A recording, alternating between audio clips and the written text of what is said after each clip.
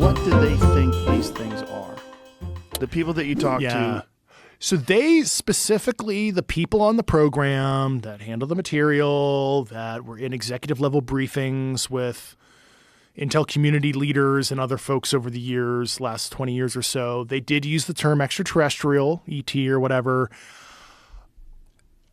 Okay, that isn't a possible origin, but the Schumer Amendment, if you read it, it specifically uses non-human intelligence, NHI, very deliberately because we want to catch everything, because what if some of this stuff is not ET and they're going to use that as an escape clause? Like, well, this stuff that we don't even know if it's extraterrestrial, so this doesn't apply. So that's why we wanted to be as broad as possible. I mean, besides ET, I mean, a lot of it would be my own personal opinion.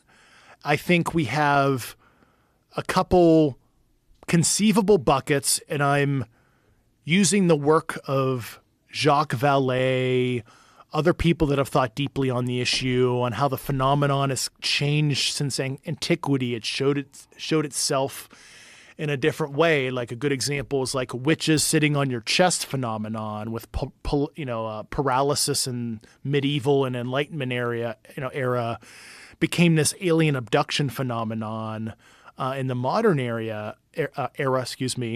And is it the recipient and their analytical overlay cognitively seeing the phenomenon based on a modern interpretation, inside out?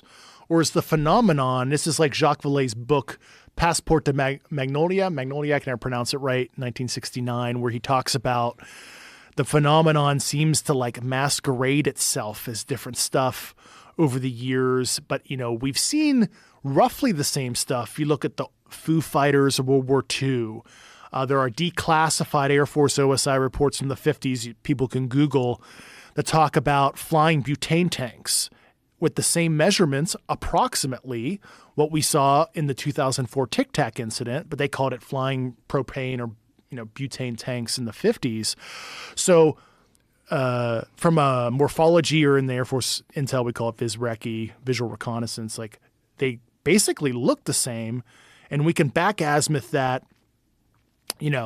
decades, if not hundreds of years in the past, wheels of Ezekiel, right? They're seeing these like disc type objects, right? And unless Ezekiel is tripping, or this is an allegory or fable in the Bible, let's say the event happens. Just like in the Vedic text, you have the battles, the blue people, and the battles in the sky that sound like nuclear and directed energy weapons. Like, what's going on there? I mean, maybe that's a Graham Hancock or Randall Carlson type thing. They know more than I.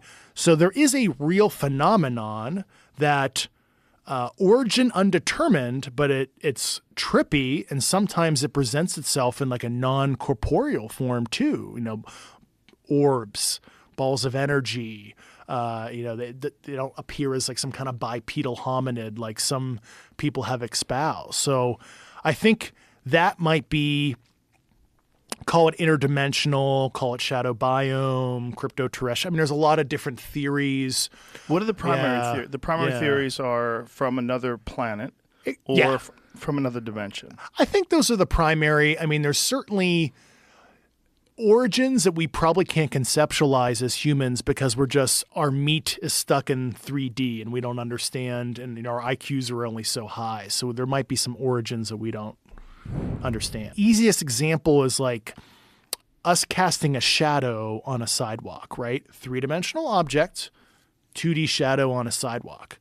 If you lived in 2-dimensional space, flatland, you'd be tripped out. What the fuck am I seeing?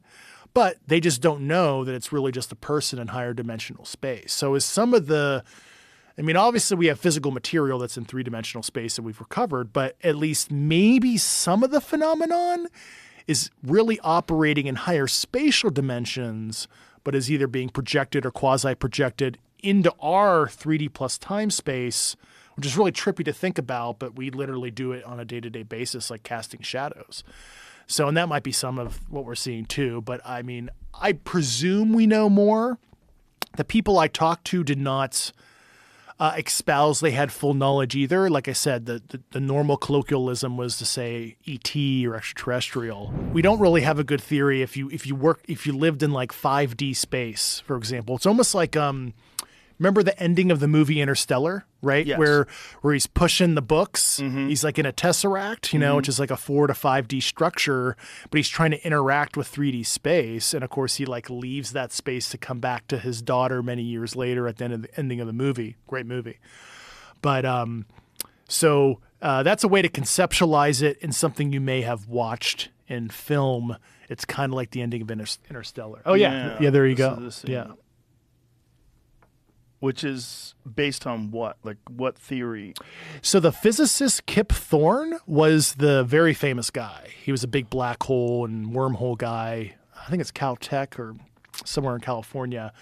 Kip Thorne actually did all the physics equations and everything for Christopher Nolan to make sure that they were conceptualizing and visualizing black holes and wormholes and all that stuff correctly in the movie, where you saw like the halo around the black hole when they were coming in with the ship and everything. That's actually based off of real physics models that Kip Thorne did the calculations for, which is pretty cool, actually, that Christopher Nolan took it to that level,